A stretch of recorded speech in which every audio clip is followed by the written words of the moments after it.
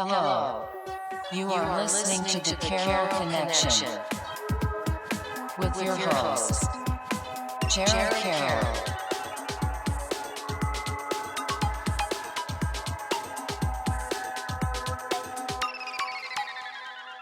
Hey everybody, welcome to the Carroll Connection. I am your host, Jared Carroll, here to bring you guys another great episode. Did want to take a chance to shout out last week's episode 198 with Matt Sweeney.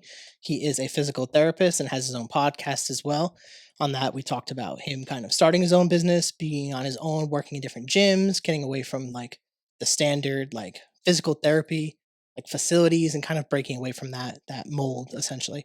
So you can check that out at thecarrollconnection.simplecast.com. Also available Apple Podcasts, Spotify, and all the major listening platforms. If you'd like to watch your podcast, go on YouTube, search the Carroll Connection or at Jared M. Carroll, and it should pop up. And if you want to be a guest or return as a guest, hit me up on Instagram at Jared M. Carroll or at the Carroll Connection, and we'll set that up. As well, as I mentioned last week, released my debut book, The 5 Pillars of Creating a Meaningful Life, only available on Amazon. Check that out. Any support would mean the world to me. And if you buy the book, please review it. We would really appreciate that. So that brings me to episode 199, almost at 200, with Ray Lambert. What's going on, man? Happy to have you. Happy to have you. And I was telling you off podcast how I found you just kind of looking up Rhode Island and podcasts and found your platform and super excited. We were talking off podcast and just giving you a rundown and got a little bit too excited talking about stuff. And we're a little short on time in terms of that, but we're going to have a great episode and I'm really excited to do this. So kind of like starting with the podcast is just a little who you are and what you're doing currently, just something quick and short. Okay. If it can be quick and short, I do a little bit of a lot. So right now, I'm a licensed therapist, so I have my own practice through Rhode Island Counseling Associates. I'm also the clinical director at a group home called Whitmarsh House. So like I oversee about 10 different residents there. I also have my own podcast, as you mentioned, called The Smooth Podcast, simply motivating others onward through hope. And I'm also starting this new thing called the Winter Arc. I know it's been around for some time, but I'm kind of putting my own spin on it and kind of make it more so of a mentoring, coaching, and bring some like psychological help as well as the physical help that people are going to need during that time. Yeah, that's amazing. And as anyone that listens to my podcast knows, these type of episodes I always look forward the most, especially as someone like yourself in the mental health space. Like, I think it's important, especially when we have men talking about mental health issues and trying to bring people up. So I'm really excited to dive into this stuff with you. How I like to start the podcast in terms of getting into the content is talking about your family dynamic. So it's kind of whatever you're comfortable with, talking about like your relationships maybe with your parents, your grandparents, siblings, where you're from, stuff like that. So I'll let you go into that. Yeah, so I was born and raised in East Providence. I have a great relationship with my parents. They divorced when I was really young, like 2 years old, but they had a cordial divorce, and I was able to still reap the benefits of having both parents in my life. And yeah, still kicking to this day, thank God. My father is probably the most instrumental part of who I am today. Just simply being able to look up and see a man for yourself and not having to go outside your house to look for one, right? And other than that, my family outside of that isn't too close. There's a lot of alpha males in my family. And so with that, we kind of like going on our own little voyages, and we don't like asking for help. We don't like, if we fall in tough times, no one else would know about it. It's very like machismo stuff. They're all like big guys, like, it has its good qualities and its bad qualities. Yeah, definitely. And I'm actually really glad that you brought up having like a good father figure to kind of look up to in the terms of the male aspect, because I think that's a huge issue that's kind of lacking in society, honestly, of like kind of role models and where to look. And I think a lot of us typically we're supposed to look to our fathers and to have that. I can definitely say I'm privileged to have that in my life. And my dad was a huge role model for me in terms of what he's done with his career and as well as just being a coach, not only to me, but like my friends as well. And having him involved in my life was instrumental to like me having success as a young man. And I don't know if everyone in society always gets that, which is very sad to see. But I'm very happy that you mentioned that and that you've had that, and because it really can steer men in many different directions when you don't have that and you have to look outside of that.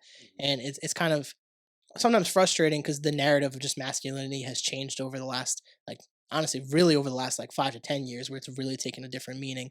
But having people that can stand in your life, be present, and be there is someone to kind of mold your life and guide you through things that are difficult. Super instrumental, and um, kind of interested to know, like, with you mentioned the divorce, and if you're uncomfortable talking about anything, No, okay, no, okay, okay, good. I was you can shoot at the hip. okay, You cool. can I shoot always at the have hip. to ask Nope, that. shoot at the hip. Um, how did that? How did you manage that? 'Cause I would assume that you would have to go to different households and stuff Yeah. like that, and managing that relationship. Did that have an impact on you during like the schooling years and stuff like that? Yeah.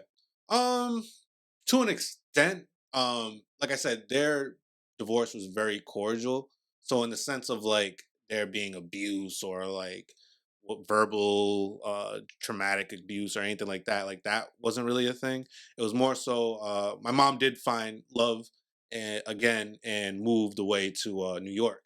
So I was with my dad in Rhode Island and my mom was in New York, and I would see her on vacations and all the summers and stuff like that.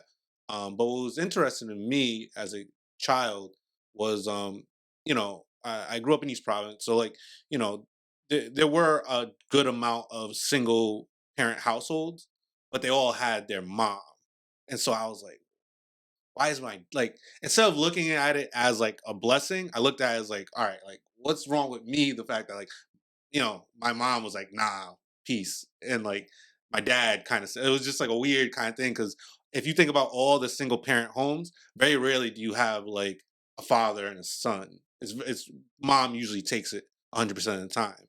But as I got older, I realized that, if I were to have a daughter or, you know, I cannot teach my daughter how to become a woman. I have my like thoughts and I have my like what I would want to instill in her and like my ideas, but to like truly become a woman, like no, like the mom has to teach that, right? And the same goes for the father. So like in order for me to become a man, like yeah, I would need to be living with my dad. And that's it was a sacrifice that my mom made for the betterment of me, even though of course she didn't want it that way, right? And so obviously when you're in elementary school, you can't process all that. That's just you just see I'm seeing all these kids getting picked up by their mom. I'm getting picked up by my dad. Why am I different? I never like really vocalized that because I never needed for anything, right? And I always felt loved by both. That was never a question. It was just like it did like stick to me on some like why is my situation different?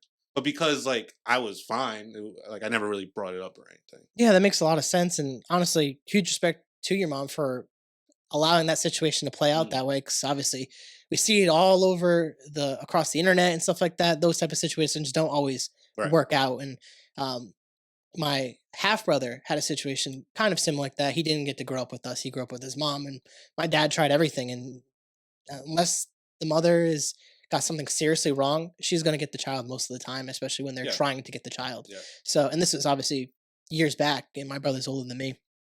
But to see that difference and see how things played out, and he's in a better place now, and he's doing really well for himself. But I could imagine when we had our conversation, he came on the podcast talking about what it was like growing up for him, looking at our family versus where he was, and always wishing that he could be with us sometimes a little bit more, and having like your dad present. He had a stepdad, but there's obviously the relationships are going to be different Sure. versus like your actual father being able to step in and apply some discipline action to things, and can't always hold him accountable. Forget if he needs to get him to practice and stuff. If he's with his mom, like things are going to be different. So Mhm. I think it's really great, and I'm glad that you brought up the point about women or mothers raising the women Mhm. to be women, and at least the father raising their sons to be great young men. Mhm. Because for some reason that's kind of controversial these days, and I Mhm. totally agree with you. Where I don't become who I am without my father instilling a lot Yeah. of his values and what he believes. Now, don't get me wrong. Like, is it possible to do so without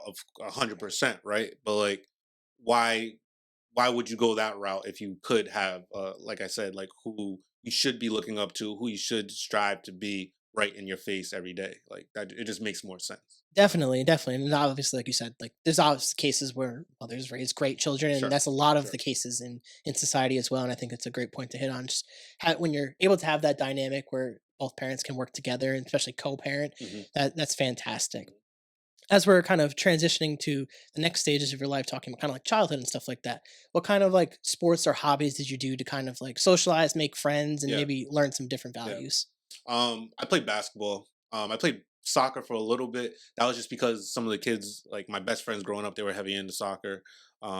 East Province is a very big Portuguese community, so everyone's playing soccer. Portuguese. So like I was into that just because like my friends were into that.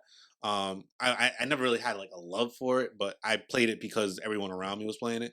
I did have a certain love for basketball. So my dad was actually a basketball star growing up. The last time EP won a state championship, he was number one in the state.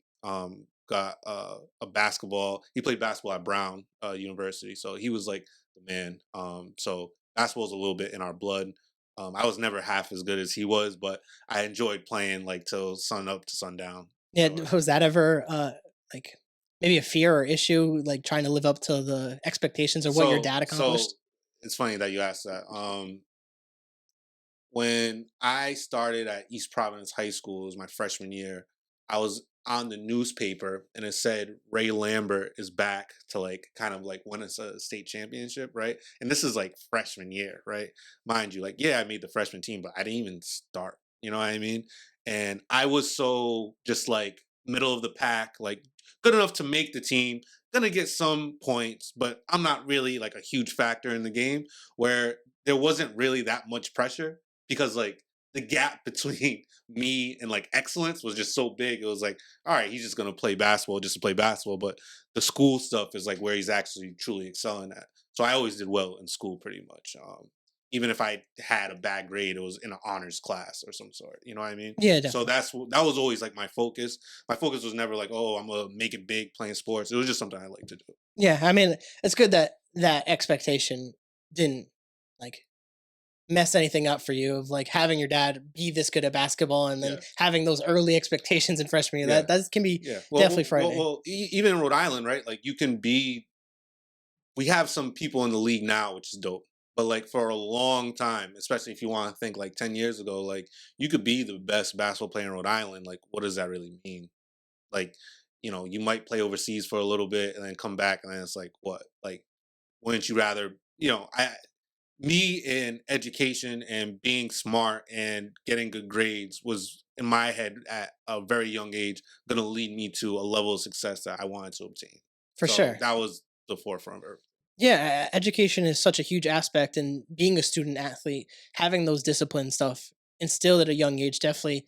I always point back to like my like sports between like being regiment with football and practice and like having study hall, having different things with classroom, being associated or school being associated with my success and consistency was huge and everything. Like I Yeah. always had a schedule with certain things, and I mean, even the way that I even approach the podcast, I book stuff out. I mean, we booked this a while ago and stuff like that. I'm very consistent with things. Even when I post, like I post like a certain aesthetic. I have to have like a certain post every single day and have it this way, and I carry that with me. And it's all I always point back to stuff that I learned from my youth and just school and sports. And that's part of the reason I always feel like it's important to kind of bring that up in the conversation when we're talking about your life here.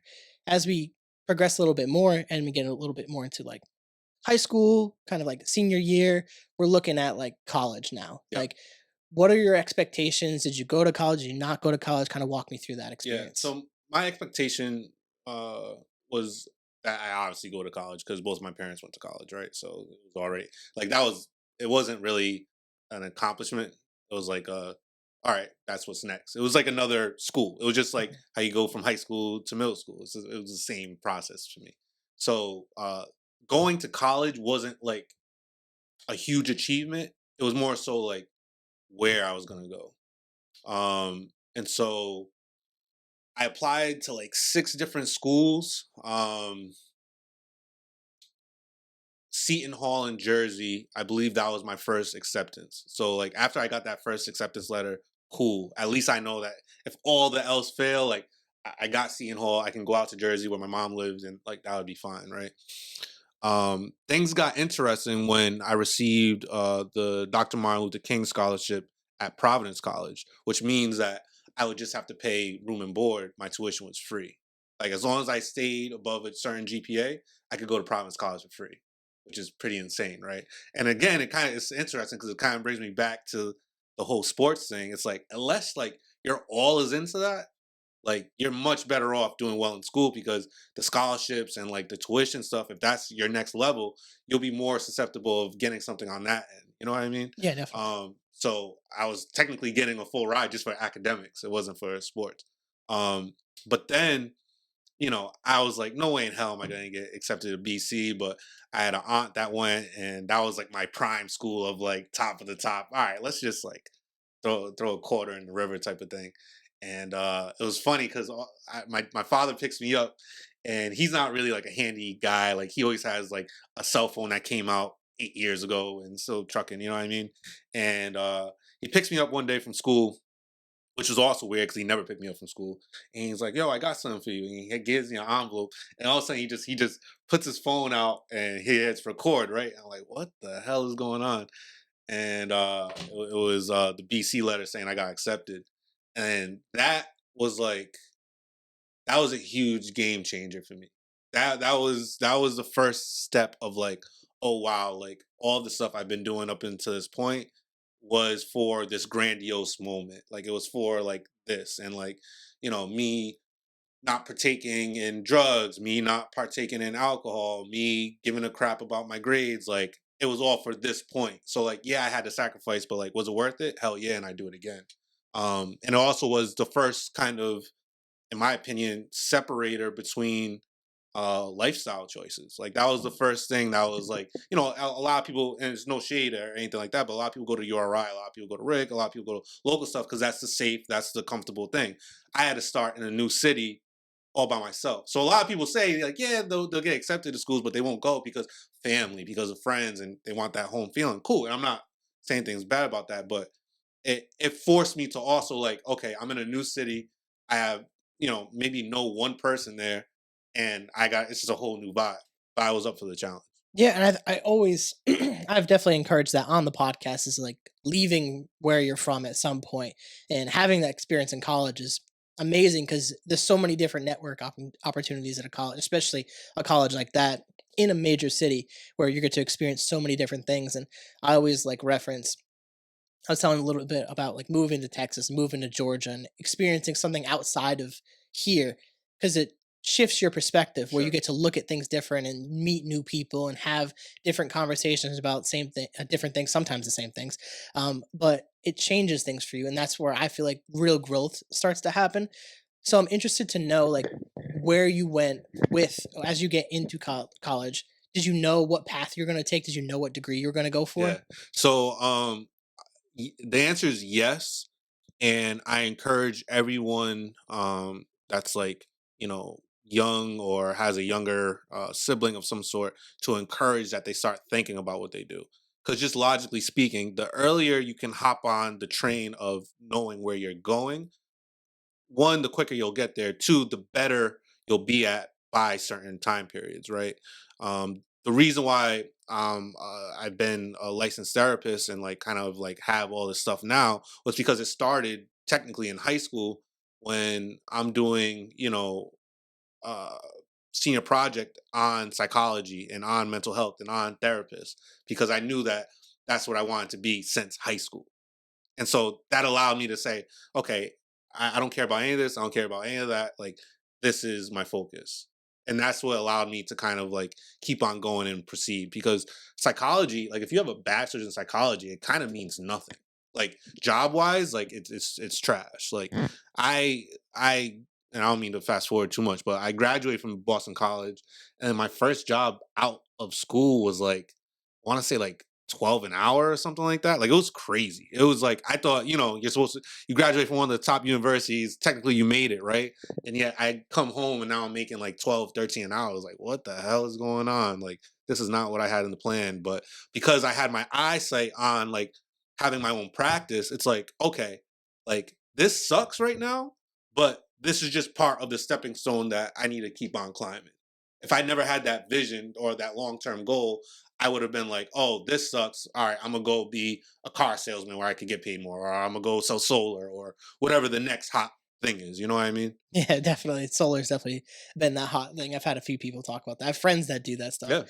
Yeah. But having that vision is so important and having like that your mindset set on something and actually achieving it. Did you have like an experience maybe where it caused you to get into to want to be a therapist? Like how did you like how do like when you say you just like you started early and you figured it out then? Like how do you know something like that? Because that's such a niche space. Like when I think about myself in high school, thinking about mental health or helping people, like I wasn't thinking about stuff like that. So I'm Yeah. curious if there was Yeah. like an experience. So for me, it was two things. My uncle was psychiatrist in Jersey. So I was able to like actually like go in and do my senior project on I actually was able to even sit in on a session of his with one of his clients, right? Uh but the biggest part, I'll be honest with you, in all of like the TV shows and stuff like that, and I was really, really into the Sopranos. I always thought that the therapist scenes and like the therapist like act like the aura around the therapist was always the coolest to me. And now everyone else could be like, oh, like I didn't think anything of it. But for some reason, for me, it was always the dopest. Like even when it came to Tony Soprano, this big bad like mafia dude, right? Like when it came to his therapist, like at first he's of course that big bad dude, fuck you, da da da, da, right? But then it gets to a point where he's breaking down like and he's talking about all the childhood stuff and like she got to him to a point where no one else saw. And I was like, that's super cool. And so I was just really, really inspired by that. I was also up until that point, I was really good in English, like really, really good in English. I always got stellar grades in that. But psychology was one subject that I could learn something in class and then use it right after class. Like when it comes to math and, you know, when you get to calculus and stuff like that, when, you know, different languages, history classes, it's like the perfect situation has to occur for you to use the information you just got, right? Psychology is like, no, you learned something today, you could use that today. And so I'm like, well, I'm sold. That was my gateway into mental health and psychology as a whole. Yeah, that makes absolute ton of sense. As someone who has an accounting degree, you don't experience everything right away. Very rarely. I mean, for me in my career, every single day you're dealing with numbers and different things that you're using Excel for. But um, yeah, most of those math classes, I even like you think back at the high school classes, like I don't use any of that. Like a Yeah. lot of that is just complete nonsense at this point, and it's crazy that we're even taught that. But as you progress and you get the degree in psychology, what's the next step? Like Mhm. you talk about opening your own practice. Like how do you get there? It's a long time. So after that, I started working at Bradley Hospital in East Providence, and I worked there for a totality of 5 years. 3 of those years, I actually worked overnights, right? And it was like I go in at 10:30 at night, and I get out at like 6:30 or 7 in the morning, and that was even on Saturdays too. So for 3 years straight, like Saturday nights was non-existent for me. I was working, right? Um, I during that time I was able to wake up at around say 2 o'clock in the afternoon. It's such a messed up schedule, but I was able to wake up at 2 o'clock in the afternoon, uh, go to the gym, come back, take a shower, go to class because I had to get my master's degree, and then after class go to work, and then I was able to do my studies and my papers and stuff like that at work. So everything kind of like that was my schedule. Like wake up at 2 o'clock, and do it all over again. That's a You know? crazy schedule to try to Yeah. squeeze. And you're it's not like you're learning like easy stuff here Right. too. You're going for your masters. Like So what I will say with that is like you'd be surprised. It was actually you're gonna think I'm like playing you. Besides elementary school, it was the easiest time at school I've had. And it was because like every single thing that was taught, I wanted to know. If the bad like a lot of people think that like, oh, I get bad grades, therefore I am stupid. It's usually just like, no, like your emotional connection with getting a good grade isn't there for that class. Like that's really what it is because it's not necessarily the subject matter, it's just your emotional attachment to be good in that class. Like say if like I told you, yo dude, like if you don't get all A's in math this year, like your legs are gonna get cut off. You would get all A's in math, like bar none. You would be studying, you'd be doing all these things. Are you technically smarter than you were if I didn't say that? No, you have the same intelligence level. It's just your emotional attachment isn't there. And so my emotional attachment with learning psychology was at 100%.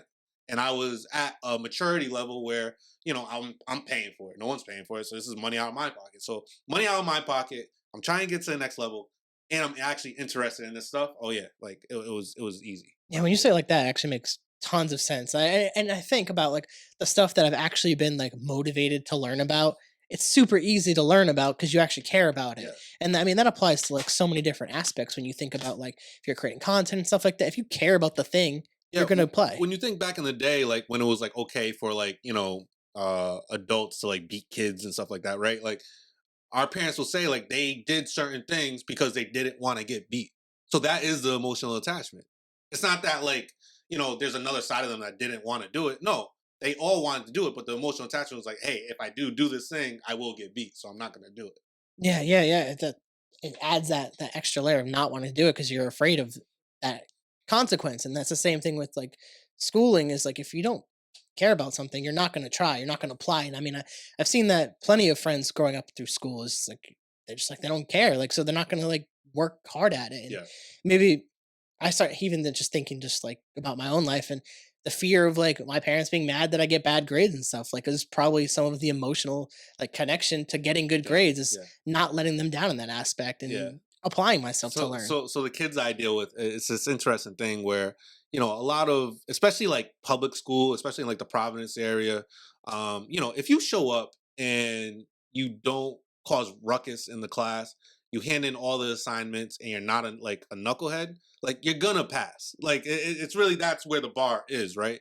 And on top of that, it's like all of these songs, and I do too. I love music, but all these songs word for word, right? What's the difference between that and learning something? It's just repetition. The only reason why music is cool because we feel good when we're listening to it. But it's all just repetition to a point where it's like you don't have to think twice and you know the answer. You know the next lyric that's coming. So like in anatomy, if you knew like, okay, this is the femur bone or something like that, the more times you like think about it, the more times you analyze it, it's not an intelligence thing. It's just like, no, I know what it is. Yeah, yeah. I'm even thinking about just like terms of whether it's fitness or like the podcast stuff that I've done. And you can go back to like fitness because I haven't talked about that. Got introduced into like powerlifting at like seventh, eighth grade.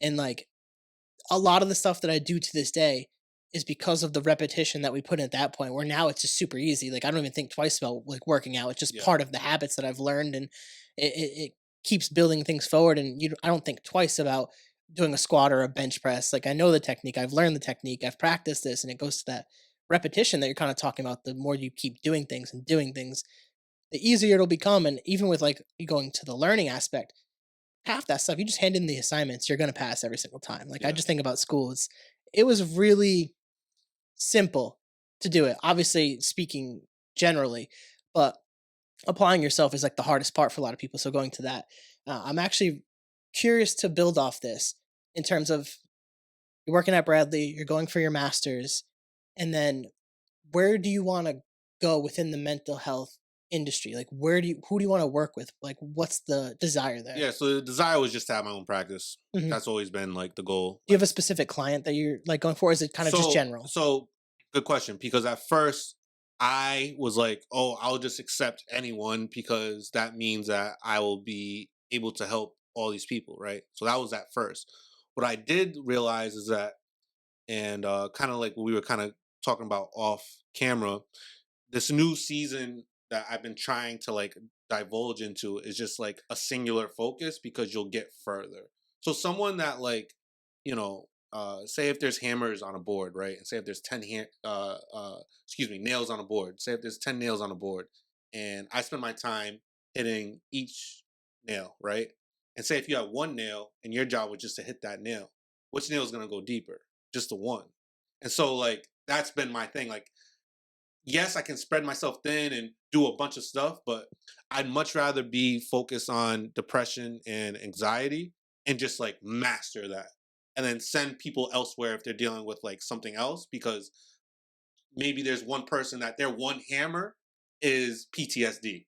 And so like I don't want to shortchange them because my focus is somewhere else. I'd rather send them to someone that focuses on PTSD. Yeah, I think that makes the most sense, especially, and I'm glad that you chose that path because I feel like there are, and just like I've worked with a different couple different therapists and Yeah. trying to get at different experiences where they have a bunch of different people that have different things and they're trying to hit all those different nails per se, and sometimes it doesn't feel like you're getting like the best care that you want out of that experience because they're hitting so many different nails versus when you're mastering that one nail and getting it down, you're actually getting to the point of what's actually going on with these people.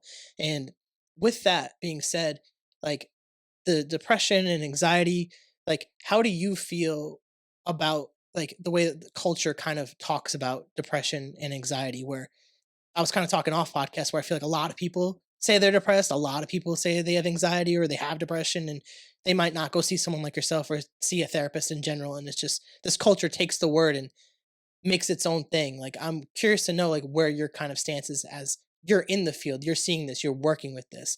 Is this as common as social media is saying, or is this something that there's a stigma to it and we're kind of overusing this word? Sure. I think mentally and physically we've become super weak, and we've become super, if it's not just straight up given to us, then we don't want to work for something. And because a lot of my question is like, okay, say if you're, depressed, what are you currently doing to promote that? And what are you currently doing to disassociate? And so if your answer is like nothing, it's like, okay, then how do you expect to do like feel any different, right? If I'm on fire and I'm just chilling there on fire, I'm like, oh, I'm on fire all the time. It's like, yeah, because you're not doing anything about it. It's the same thing. Like and one of my things I like to do is like, I don't make light of mental health, obviously, but I do try to simplify it because I do think that there's a lot of information out there that it just avoids the actual work that needs to be done. And it just avoids the actual thing of like, okay, the more times you own up to your word and do what you say you're going to do, the less depressed you will be.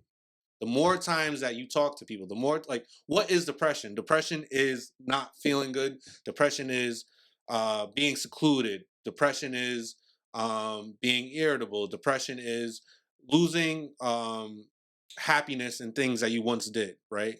Therefore, the more swings at bat that you do with the opposite of that, the less depressed you'll be. And it's like, even if you have to force yourself, like we put emotion, and we let emotion override what needs to be done. And it's like, but that's kind of why you're where you're at. Like if you know that going outside, working out, things of that nature will eventually make you feel better, even if you don't feel like doing it right now, you have to let the work override the emotion. You can't let the emotion override the work. 100%. I love that you're speaking this stuff because this is stuff that really resonates with me, and even content that I like absorb on the internet is very big on self accountability, Yeah. applying the work. And over this journey of the podcast I've done over the last 5 years, I've talked a lot about feeling your feelings because most of my childhood I was taught the stereotypical man stuff of just don't cry, Mhm. suck it up, deal with it. But I was never taught about how to feel and express myself. So over this experience, the podcast in 2020, I was talking about some of the TikTok and situation stuff that I went through emotionally, and going to therapy. I learned how to feel my feelings almost to the extreme where I was like, fuck it, this is what I feel, I don't care. Yeah. Where it became unhealthy.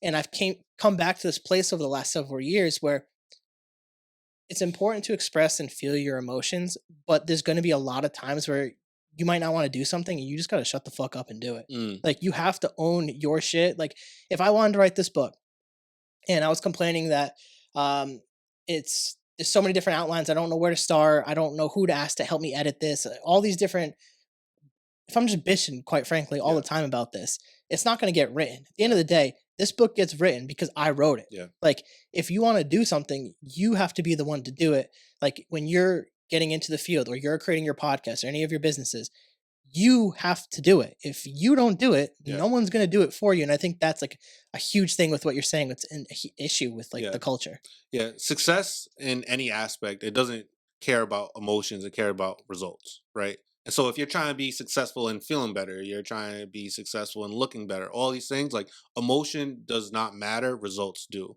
What I like breaking down, because a lot of people, the biggest thing, I don't feel like insert whatever. I don't want to insert whatever.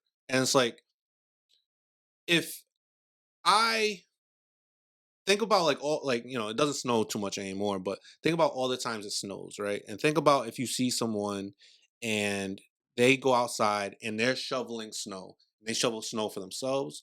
They shovel snow for the young lady across the street. They shovel snow for the older couple down the street.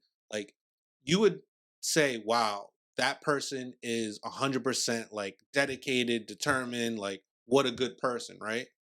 Now, on the inside, they could be like, F this, I hate this. Like, I don't even like these people like that. I'm just doing it, blah, blah, blah, blah. But, like, what mattered more? Their emotion or the actual action? It was the action. And so, like, none of us feel like, oh my God, I cannot wait to cut the grass. Or, oh my God, I cannot wait to shovel the snow, right? But the action gives us the, okay, fulfillment that you did something. And the fact that you were able to override that initial emotion of like, I really don't want to do this, makes it even more powerful. What's the biggest business between 6 and 8 o'clock in the morning? 6 and 8, probably. It's got to be gym or some breakfast place or coffee or something. So I would say Dunkin' Donuts, yeah, give or yeah, take. Like, they're always like booming, right? Why? people either want breakfast or coffee or caffeine to wake them up, probably.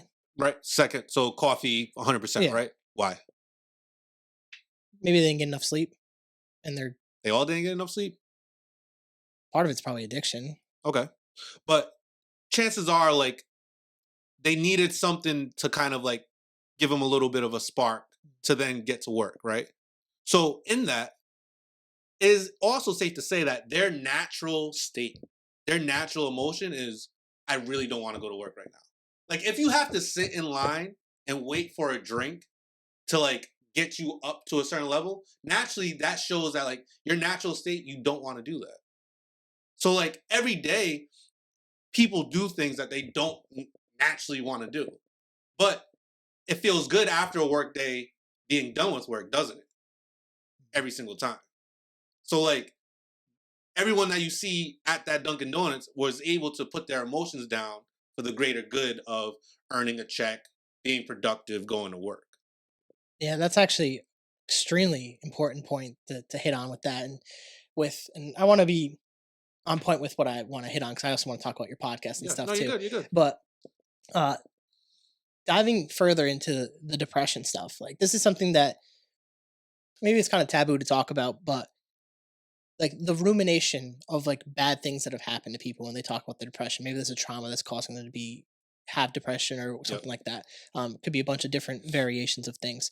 Um, how do you work with someone to like identify the issues, Mhm. but also move past it? Because I feel Sure. like I've been with therapists that will keep you sometimes in a cycle where you're constantly talking about the negative thing that happened, Yep. but not always giving you the path forward how to Sure. get out of that Sure. space. So, and I kind of, I'm in a space now where, um, you know, I don't necessarily need to abide by any s- structurally kind of like put in structured things that therapists have done, and I Mhm. kind of just 100% do my own thing, right? And so a big thing of mine is the only reason why we will touch on the past trauma stuff is if it identifies itself as a barrier between where we are now and where we want to go. So like if you're scared or something because of a past thing and we need to like make you not scared to go where you want to go, that's when we'll address the past stuff. um Other than that, I'm very like forward pushing because I think everybody can identify trauma because trauma is different for everybody. Have you ever gone or like watched like the Kardashian show or something like that, and like the littlest thing happens, like they lose something in the water, and then Kim freaks out, like she lost like a diamond ring, and you would have thought like someone shot her best friend, right? It's not that she doesn't experience those emotions, because she is experiencing those emotions. It's just everyone's emotional withspan is different. So like depending on how you grew up and how you were raised, et cetera, et cetera, et cetera, that is your emotional bandwidth. So we all experience the same things. It's just the events that occur for that experience are just different. Like if I lost one of my family members today, I would be, it would hurt me a lot, right? Now, if I lived with all of my family members from now until I'm 33 and we shared every meal together, it would be even more traumatizing. And so the same event occurred, but because of my experience, it changes how I feel about it. Mhm. Now, when it comes to depression, I think one of the worst things to do is to look backwards because that's where it is. It not only is that where it is, you're not depression comes with not being hopeful for a bright future. Because if you have a brighter future, it's actually extremely hard to be depressed. If you think that tomorrow is going to be better than today, that is the key to being the step of feeling better and decreasing the depression. Yeah, I'm totally like believing in that concept. I always say to people, it's like I just always know that things are going to be better. Like just constantly, it kind of goes to this like point of gratitude almost, where it's like I've been seeing a little bit more of this on my TikTok, which maybe means I'm doing a good job with my algorithm. But um, just being grateful that you can wake up, grateful that you can have a job, grateful that you could buy foods, like grateful you have a bed, like grateful you get to work out, like grateful you get to do all these different things because other people don't have those Yeah. opportunities or don't people other people can't do those I things. mean, a simple change between I get to instead of have to works all the wonders in the world, right? Like I have to go to work instead of I get the opportunity to provide for my family. It's the same thing. It's just the way you phrase it is totally different. So you get a different kind of emotional output from that. Yeah, it's all mindset. It's like I was talking to my older brother about even just like writing the book and he's like, dude, I remember you told me about that like months ago that you were working on that. And like part of the thing I was doing on the podcast is when someone was a guest, I would show them some of my work, just like, oh, look at all these sources that I'm doing. And it was talking it into existence almost. Like it's like not to like, oh, look at me, I'm writing a book. It's more holding myself accountable. I'm telling people, not like publicly out on like social media at the time, but I was telling people on the podcast that I'm doing this or people in my life that I'm doing this to hold myself accountable. So that now if I don't write this book, they're gonna be like, he doesn't stick to his word. He's just saying stuff to say stuff. And having that out there was important for me because it's creating this like positive future, holding me accountable, like being grateful that I get to write this book and be an author online and stuff like that. But these experiences, like sharing that on social media or sharing it with people, I should say, was important. And that aspect of it is super interesting because like you almost like need this like accountability aspect to keep moving forward to achieve a greater future basically is what I'm trying to get to. And what I want to shift to because like this was kind of coming to me as you were kind of like talking, it was really resonating of like coaching Hmm. but also with therapy. Hmm. And I feel like that was kind of really lacking in like especially the therapy space and like coaching because like obviously there's life coaches and stuff like that, but I always felt like therapists could do the job of a life coach way easier than a life coach could do the job of a therapist Hmm. just because the schooling and stuff like that Hmm. versus like there's certifications. How do you kind of, and it seems like you kind of do this with a lot of your stuff, how do you merge the two where you're creating a therapeutic space but you're also coaching these people to achieve what they ultimately want to achieve? Yeah. So therapy, and I'm glad you brought that up because I've recently kind of opened my palette to kind of do both. Um, so the therapy aspect is very much like sometimes you have just a lot on your mind that you need to get out, right? And I express to everyone, there's not a single thing that comes into our body that doesn't leave. What therapy allows is a structured and healthier way for it to leave because it's gonna leave whether you want it or not. You hear about all the time, like people just like exploding and things got so bad and they didn't tell anyone, so then they did this drastic thing. It's like that's when you don't control it. Therapy allows you to say, okay, this has been on my mind, and let me talk to someone that can like kind of like navigate and help me navigate like the best way to go about this, right? Coaching, on the other hand, is very much like you're asking me like you want to be X, Y, and Z, or you want to get to this place, what should I do? And it's a lot more of like me talking. It's a lot more of like, hey, like you got to do this X, Y, boom. Like very directional, very like there is a little bit more of an emotional aspect with therapy, whereas with coaching, it's very much like, hey, like you're either gonna do this or you're not. And that's kind of like the difference between the two. The way I like to put them both together is have that situation where it's like I get to speak from experience, from having a business and the pitfalls and the successes of that. I get to talk about schooling. I get to talk about real life events. And then I get to talk about things that just connect with people. I think that a lot of people don't go to therapy and are not scared, but are adamant that therapy is not for them is just because they haven't found the right person to talk to. If you go to the dentist and the dentist messes up your teeth, yeah, you're gonna be like, oh, all dentists are bad, right? But is that true? Of course not. So I think it's up to me to be like, okay, one, I'm going to give you some information based on like cognitive behavioral therapy, CBT, like what we talked about before, and different like aspects and different ways that you can cope and change your behavior.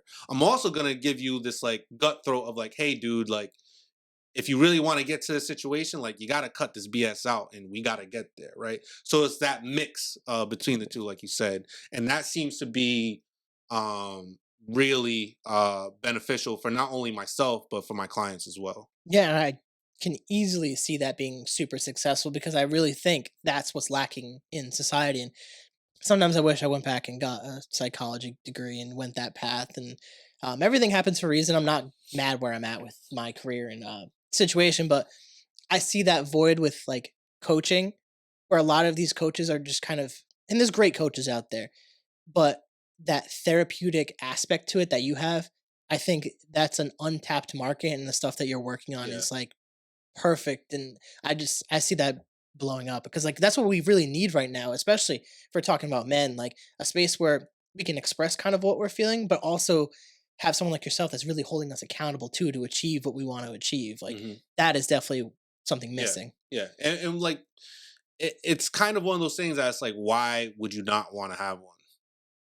Like, it, I don't want help being a better person. That's what you're saying. Yeah. When you say when you're so like, no, I don't want help being a better person, and it's just like, is that really like your situation? No, okay, like So I've had like supervisors. I'm gonna be actually getting a new coach myself next year. I'm just kind of weighing out my options on who I want it to be, but I think we all need one. Yeah, coaching or therapist, or if you can get both, like within yourself, like super beneficial, and Hmm. it's super important to hit on. We're getting towards like the end, but I want to hit on the podcast stuff. Like, how does we were talking a little bit off podcast, and you can go a little bit more detail here now, but how does the podcast kind of come to fruition as you're entering the space and creating your own business and working on this path? Where does the podcast come from? Yeah. So at the time, I was just really into absorbing content, whether it be podcasts or just YouTube in general, whether it be for like real estate endeavors or other therapists that I wanted to see what kind of content they were making. I was just really into YouTube, thus getting into podcasts. And then eventually it just struck. It was like, okay, why don't I give this a shot? And I knew, similar to like your way of podcasting, I knew that bringing on guests would be the best fit for me. And it also allowed me to not depend on other people, because a lot of podcasts around my way, it was very much like people and their friends and people, four other people on a couch and et cetera, which is cool. But so many schedules have to align, so many ideas have to align, so many like where you want this to be have to align, that I felt like that was going to be a little bit of a waste of my time. I'd much rather know what I want, and the podcast would get its diversity from the guests that I bring on. So we launched the podcast, um, and people have been gravitating towards it. I think we're about to be at episode 50. um I'm very much I'm not as continuous as you are, and I give you credit for that. I'm very much like, if I really want to interview someone, I will, and if I don't, then that just means I will take a little bit of a break. But it's definitely a cool outlet. It's also a cool outlet just to see like other people, especially like men of color, doing like really good things in their community, and getting a voice that potentially they wouldn't have a voice before. If you ask anyone, like, public speaking is very hard, and this is a form of public speaking. And allowing a safe place and a place where it's like, okay, I'll do this public speaking because I'm talking to Ray, not so much like, oh, I'm talking to however many people are viewing it. It allows them a better and an easier access to kind of get their story across.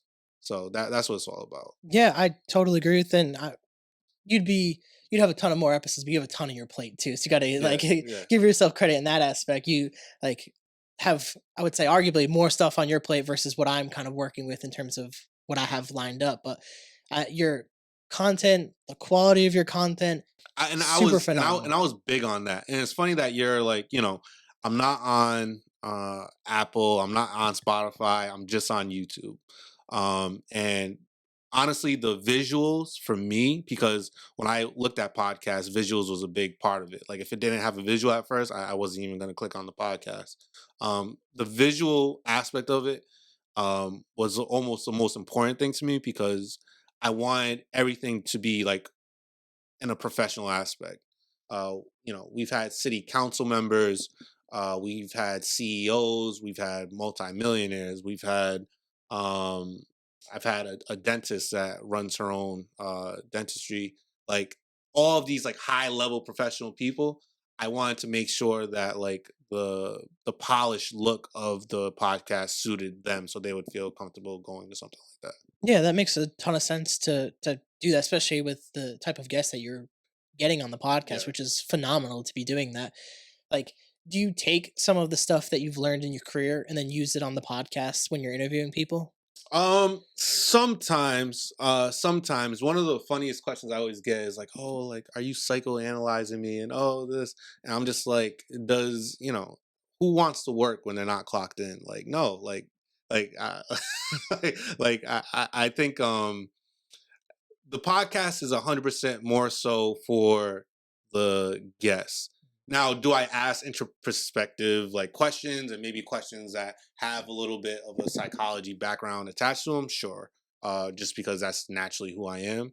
But there's also times that I'm a complete goofball on there, and we're just like kind of shooting the shit about the albums that dropped, and it has nothing to do with anything psychology. So I think that's good though that you have that space though to not only to have that knowledge to ask certain questions, but yeah, also where you could talk about stuff that you actually care about, the stuff with music and random stuff, and be able to laugh. And I think that's important when you have your own platform and your own space to just talk to people. And I always encourage anyone to do a podcast. I mean, it's a lot of work to put in and to do, especially when you look online and everyone's doing podcasts. But I think and I've said this multiple times, it kind of scratches that itch of like this like ancient like storytelling or something. It just kind of feels like we're like by a campfire, just talking, telling stories. And like, how many times in life do you actually really get to sit down with someone and just talk about life? yeah, And that's what I try to do in the podcast and create a space to highlight all the great things that you do and every one of my guests. And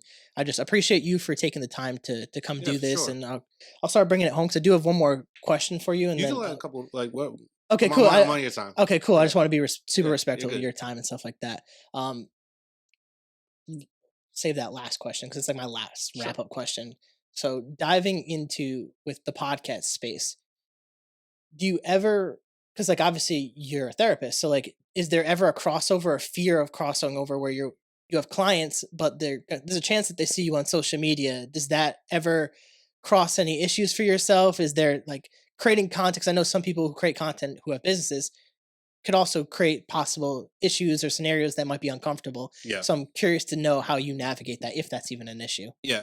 So for me, one of the things I actually thrive on is me being the same individual, whether we're in a session or whether I'm out hanging with friends, right?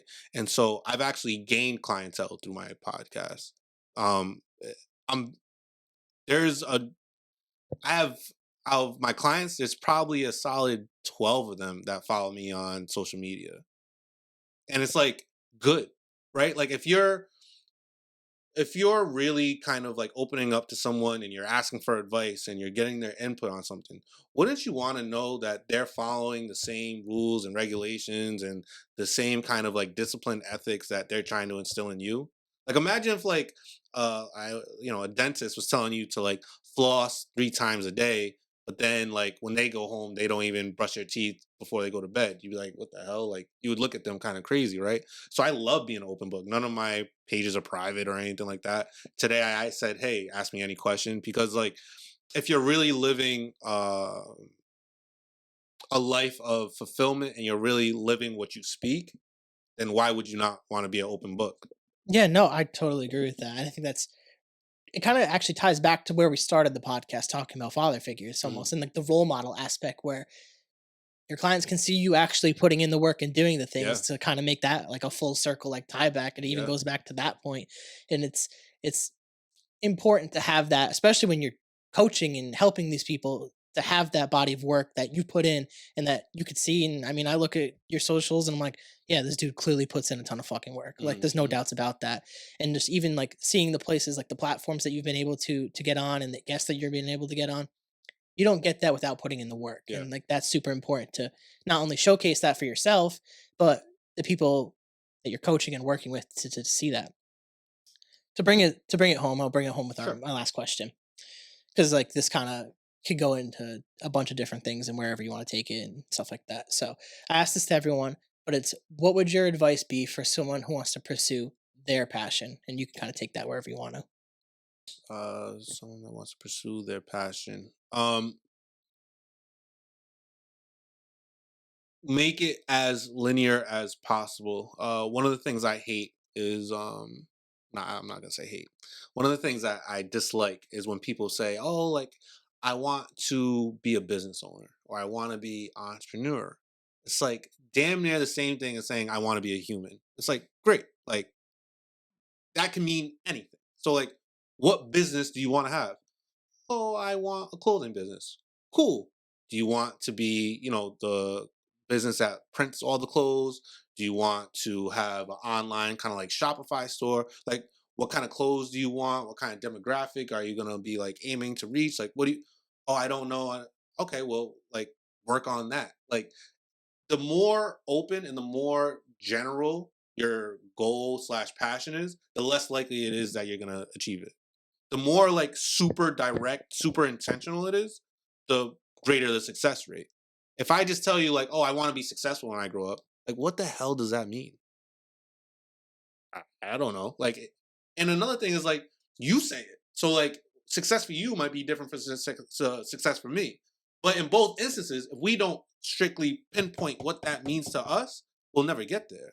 Like, how do you drive a car with no destination, wanting to get someplace? It doesn't happen. So you have to be super intentional on what you want and like make it so like thin that the because that's when the steps come up. Like, if I want to be a business owner, like, what's my first step? I don't know. It depends what business you want. And then from there, it's like, okay, like, who else is in that space? What other things you want to do in that space? Like, you got to really just like narrow it down uh, on what you want to do around the field that you're passionate in. I think that nails it. And when I think about whether it's the podcast, the book, I think podcast, I was even telling you off podcast, we are kind of trying to narrow down like the niche type of stuff, where I look at like what Rogan was doing this podcast, talking to people, and I wanted to talk a little bit about life stories and mental health. That was what I wanted. And that's kind of like the space that I've kind of gone for and leaning towards it. Sure, could it I do different things to try to create my increase my like my SEO on YouTube and search and all that stuff. Yeah. But in the end, I had to figure out how to create a podcast, looking up how to get the equipment, to setting up the format, how to get on Apple and Spotify, how to get on YouTube, to buy the cameras, how to do the cameras. Like, I didn't know any of this shit. Like, all this was done by me. Or the book, narrowing it down to getting a book outline.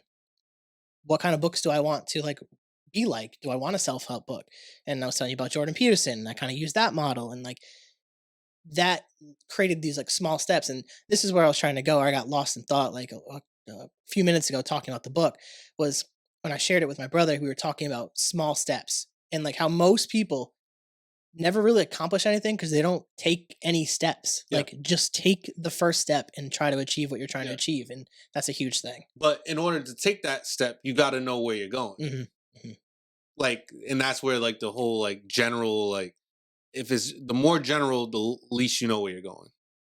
That's so true. It's like if I just said I wanted to write a book, like that's pretty fucking general. But it's like if like I actually create the book outline, start using because like the one I had a bunch of different questions that ask you, and you start getting more and more specific about what you're trying to write about. Exactly. And then it became super easy to write about this because like I knew what I was trying to write about. I knew what the overall purpose was. I created like the whole mission thesis statement essentially basically, and I could write towards that. It's like going back to what you said. Yeah, if you narrow it down to those things, success can be not easy, but it becomes easier once you narrow down what success is going to be for you and start taking those steps towards that. But Ray, I appreciate you so much for doing this podcast. Like being able to sit down with you and pick your brain has been honestly amazing, and just everything that you're accomplishing and going to accomplish is fantastic, and I just appreciate you so much. No, I thank you for inviting me on this platform. It's really dope. I really like what you're doing. I actually want to buy your book. Yeah, I so got copies. If you have a hard copy, I'll buy one before I leave here, man. Absolutely, I appreciate it. And if you want to look into this camera and plug all your stuff. Okay. So just at Ray L on Instagram, and then for my Instagram, you could probably go to everything else or just YouTube Smooth Podcast. Perfect. So again, thank you. Appreciate you. For you guys like the podcast, please rate, review, subscribe, share it with your friends, share it with your family, share it with your grandma. Check it out, thecarrollconnection.simplecast.com. Also available Apple Podcasts, Spotify, and all the major listening platforms. And if you like to watch your podcast, go on YouTube. That should pop up for you. And I think I meant to say, if you want to be a guest, hit me up on Instagram at Jared M. Carroll or at The Carroll Connection. We'll set that up. And as well, get a copy of The 5 Pillars to Create a Meaningful Life, available on Amazon, only on Amazon. Get it, view it, mean the world to me. Till next time, guys. Peace. Peace.